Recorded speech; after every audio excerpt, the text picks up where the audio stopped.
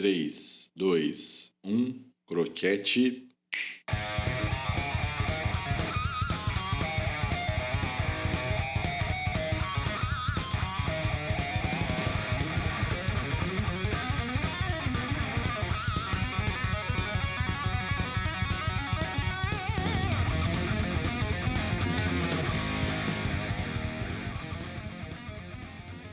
Então vamos falar hoje de Loki. Então a segunda temporada de Loki saiu, já tem 4 episódios lançados até essa data que eu estou fazendo aqui a gravação. Eu assisti os 4 episódios e vou falar para você do primeiro episódio hoje. Então o episódio ele acontece imediatamente após o final da primeira temporada, né, e mostra o Loki ali chegando na AVT no passado, e se deparando com o Morbius e com a B15, a agente B15, a caçadora B15. E os dois não têm ideias, né, de quem é o Deus da trapaça, de quem é o Loki ali naquele momento. Ao ver que existe um busto daquele que permanece por toda a AVT, tem vários bustos daquele que permanece na AVT, o Loki começa a correr, então a gente é iniciado a série ali através desse primeiro contato, né, essa primeira visão ali com aquele universo. A partir dali o Loki percebe que ele foi mandado para um lugar que ele não conhece, um lugar diferente. Após a perseguição, somos apresentados a cenários do passado e do presente dentro da própria VT, né, como a sala de julgamento, como o setor de reparos e melhorias, que é um setor bem novo, eu gostei bastante do personagem que é responsável por lá. A gente também é apresentado ao tear temporal, né, a partir da problemática da série, então eu gostei bastante, achei bem interessante esse ponto da gente ser apresentado dentro da AVT a outros setores, a outros cenários, a outros departamentos que a gente não tinha acesso até então. Na primeira temporada a gente ficou bem limitado ali à sala dos agentes, alguma sala de interrogatório, a sala de loop temporal, mas a esses outros departamentos que são muito importantes, até o momento a gente não tinha sido apresentado. Dentro desse segundo ato, a gente é apresentado ao Ouroboros, né, ele é interpretado pelo ator, para vocês terem uma referência de quem é o ator, tá? É o pai, é o marido da mulher que fez o Tudo em Todo Lugar ao Mesmo Tempo. O nome dele é Ke Huy Quan, ou Ki Huy Quan, eu não sei exatamente qual que é a pronúncia. O cara tem 52 anos e mostra pra gente que, velho, por mais que você esteja fazendo o que você está fazendo, querendo ter sucesso agora, pode ser que você tenha sucesso, e pode ser que esse sucesso demore. Tanto é que a lista do Ki Huy Quan é uma lista de prêmios que ele teve esse ano, que foi imensa. Então, só em 2023, se eu não me engano, ele ganhou 12 prêmios de academia, né? Ganhou Oscar, ganhou Sindicato dos Atores, ganhou Cannes, ganhou Globo de Ouro. O cara foi assim, muito premiado esse ano. E teve um ponto muito positivo dele, que é a questão da humildade dele, né? Então, quando ele ganhou o Oscar, ele estava chorando, e tem esse discurso na internet, eu não sei se eu consigo deixar um trecho aqui, mas se eu não conseguir, vocês busquem, que é ele chorando e dizendo: mãe, eu ganhei o Oscar, e é de um jeito tão bonitinho, tão fofo, que ganhou a simpatia desse ator. A partir da apresentação desses novos departamentos, né, a gente é apresentado a uma problemática nova dentro da AVT, e a gente é trazido para um universo diferente, porque a gente consegue chegar a um ponto, a gente consegue notar que a própria AVT ela deixou de deixou de ter como princípio podar realidades, podar ramificações. Então, a partir daqui, a gente consegue ter um visual de que a AVT, eles começaram a ter uma consciência de que eles não estavam matando linhas do tempo, eles não estavam matando ramificações do tempo, eles estavam matando pessoas. E isso foi bem legal, bem interessante, porque assim, já no primeiro episódio a gente consegue ver que, apesar da gente ter tido ali uma primeira temporada onde eles eram soldados, eles eram quadrados, eles só seguiam ordens, eles começaram a ter uma visão mais humana sobre tudo. Então não era só simplesmente sim, senhor, não senhor, mas indagar o porquê, senhor, por que eu estou fazendo isso, por que estou fazendo aquilo, por que isso é importante, por que aquilo não é. A partir dessa nova problemática, a gente tem então a apresentação ao personagem Ouroboros, inclusive é o nome do episódio, chama Ouroboros. A parte mais interessante é que Ouroboros é um símbolo do infinito, significa infinidade, significa correr atrás do próprio rabo, até o símbolo remete a isso, né? Uma cobra correndo atrás, comendo o próprio rabo em loop infinito.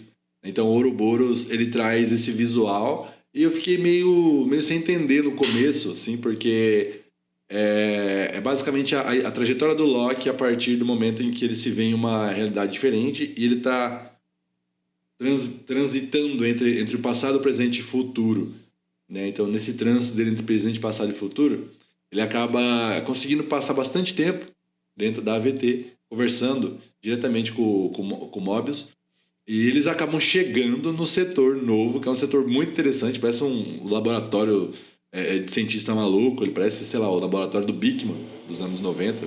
Quem é noventista aí vai lembrar do Bikman. E esse laboratório, na verdade, ele é um departamento chamado de Reparos e Melhorias, dentro da própria AVT. Lá a gente é apresentado então ao Ouroboros. Ele é um personagem meio peculiar, ele me lembra alguns personagens. Ele me dá uma memória afetiva ali do próprio Data, da série do Star Trek Nova Geração, mas também me dá uma trazida aqui mais pro lado do Spock. Então ele é meio de uma mistura com o Spock, a lógica do Spock, a lógica do Data e o trejeito de C3PO, porque ele tem um jeitinho de andar bem peculiar dele mesmo, e eu achei isso incrível. Eu falei, caramba, tem vários personagens dentro de um só, porque assim, apesar dele não ter muitas expressões, as poucas expressões que ele tem são muito carismáticas. Tanto uma cara de assustado, uma cara de não entendi, uma cara de interrogação, sabe? O jeito dele falar para as pessoas que elas estão erradas é um jeito muito peculiar. E esse personagem, ele me ganhou muito. E ainda bem que ele foi apresentado no primeiro episódio, assim, porque a gente quer mais de Ouroboros durante a série toda. Então, Ouroboros é quem dá o diagnóstico pro Loki de que o que ele está tendo naquele momento é, na verdade, um deslizamento temporal. E essa foi a primeira vez que eu ouvi esse termo, deslizamento temporal. Porque, normalmente, quando se fala de viagem no tempo, as pessoas colocam muito como deslocamento temporal, que está dentro do mesmo saco, é tudo a mesma coisa, mas o que eles trouxeram hoje como conceito é o famoso deslizamento temporal.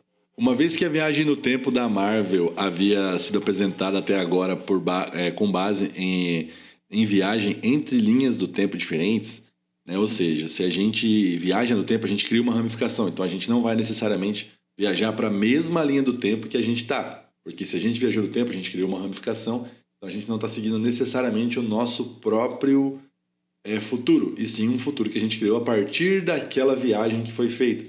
Então, se a gente não tivesse viajado, teríamos um futuro. Como viajamos, temos outro, ou seja, temos uma ramificação na linha do tempo a partir daqui. Porque se eu não tivesse viajado do tempo, eu ia para cá. Como eu viajei no tempo, a minha linha do tempo se torna esta aqui. É um pouco complexo, mas eu acho que vocês entenderam. E como eu disse para vocês, né, aqui eu encontro um defeito bem mais analítico do que prático. Porque, segundo o que é dito, né, insistentemente dentro do filme, da série, é que o tempo passa diferente na AVT. Partindo do pressuposto, usando a suspensão da descrença de que o tempo passa diferente na AVT, as viagens no tempo também dentro da AVT, dentro desse universo, dentro desse mundo paralelo ali, dentro dessa instituição, cabe muito bem eles terem a viagem no tempo ser diferente para eles do que para o restante do mundo, até porque a viagem no tempo que o Tony Stark acabou criando, ela foi usando uma tecnologia de uma forma. E aqui a gente está tendo, na verdade, um paradoxo temporal que foi gerado por uma ação lá atrás, utilizando a própria AVT, que já tem as suas formas também de viajar no tempo. Para a gente continuar, eu preciso então trazer isso como curiosidades, tá? Então a gente está chegando aqui na parte de curiosidades do vídeo. Por quê? Porque quando a gente fala de viagem no tempo que a Marvel pré-estabeleceu, ela tem um conceito de viagem no tempo, justamente o que eu trouxe antes. Aí a gente passa para viagem no tempo no estilo De Volta para o Futuro. Por quê? Porque o que você faz no seu passado tem efeito diretamente no seu futuro quando você voltar. Por que eu digo isso? Porque quando o Loki ele viaja para o passado, tá só o Ouroboros jovem ali, e ele fala, oi, Ouroboros, aí ele entende que ele tá no passado, e ele fala, eu posso te chamar de Obi? Aí ele fala, tá, gostei. E a partir daqui tem uma pergunta que é um paradoxo, que é, o apelido do Ouroboros é Obi porque o Loki falou isso para ele, porque o Loki deu esse apelido para ele, e aí a partir daquele ponto virou Obi até agora? Essa pergunta ela me deu uma encucada, porque ela entra dentro de um paradoxo real. Então, se eu tô aqui, eu tô nessa linha aqui, tô nesse ponto. Aí eu voltei lá no passado e me dei um apelido. E esse apelido, ele foi dado por mim no futuro, lá no passado. Só que todo mundo aqui no meu futuro já me conhece por esse apelido. Então, esse apelido ele surgiu a partir do momento em que eu aceitei esse apelido aqui no meu presente, ou ele foi dado por mim mesmo, para mim mesmo, no passado que eu voltei para me dar. Então, isso é um paradoxo. Né? Por exemplo, o que é um paradoxo? Se o Pinóquio falar para você que o nariz dele vai crescer, o nariz dele cresce? E a partir daí a gente tem mais pontos que corroboram a minha teoria de que a viagem no tempo dentro da AVT ela é muito mais de volta para o futuro do que a própria viagem no tempo da Marvel. Por exemplo, enquanto o Mobius está conversando com o Ubi no presente e o Loki está conversando com ele no passado, o Ubi vai começando a ter construção de memórias durante essa conversa. Porque ele fala que, por exemplo, para tirar o Loki desse loop, desse problema que ele está de deslizamento temporal, eles precisariam de um aparelho chamado extrator de alma temporal, que ele não tem. Enquanto isso, corta a cena, volta no passado, o Loki faz a mesma pergunta. E aí ele fala essa mesma resposta. E aí ele fala, beleza, vou começar a construir um agora. No presente, ele lembra, não, peraí, eu tenho um aqui. E aí acaba tendo ali. Então pode ser uma forma bem sem vergonha dos roteiristas entregarem pra gente uma solução ali que tá prática, tá na hora, tá no momento? Pode, mas foi muito legal ver isso acontecer de forma instantânea, igual um miojo. Eu gostei bastante da cena, apesar de fugir realmente dos dogmas de viagem no tempo da própria Marvel. Outro ponto né, o Loki e o Mobius, eles chegam dentro do departamento e eles explicam o que está acontecendo. O Ubi fala, é impossível o deslizamento temporal acontecer dentro da AVT. E some. Aí o Mobius fala, mas você acabou de ver. Ele falou, sim, mas é impossível, ele deve estar com algum outro problema. Isso nunca aconteceu aqui antes. Corta a cena, o Loki está no passado, falando com ele, tendo essa conversa, e ele fala que isso aconteceu, aí ele fala, não, peraí, isso já aconteceu uma vez. Então é muito louco a forma como as cenas acontecem. Eu achei isso de uma forma, com uma entrega tão perfeita, né? O roteiro, ele trouxe uma ideia, e os atores entregaram de uma forma muito perfeita, e a montagem da cena também está incrível. Tá maravilhosa, tá demais. Parabéns, Marvel. Essa temporada, esse primeiro episódio da temporada, ele não teve grandes reviravoltas, ele teve sim bastante apresentação legal. Gostei de conhecer alguns personagens que aparentemente vão ser relevantes dentro do universo ali. Eu gostei bastante, eu gostei da forma que esses personagens foram apresentados, porque assim, parece que eles estiveram sempre ali, mas a gente nunca ligou para eles. Eu até reassisti a primeira temporada antes de assistir a temporada atual para poder não perder nada. Então em um dia eu assisti lá, sei lá, os 10 episódios que tem até atualmente.